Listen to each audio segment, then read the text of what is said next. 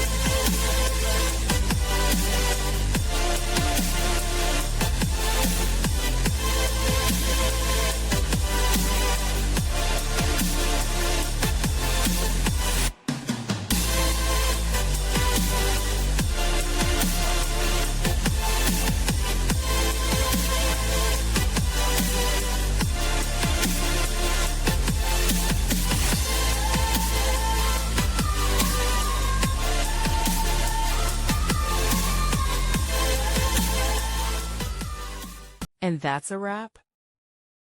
I hope you found the answer you were looking for. If you did, take a second to hit that subscribe button. It really helps out. And let me know in the comments which solution worked best for you. See you next time in the debug zone.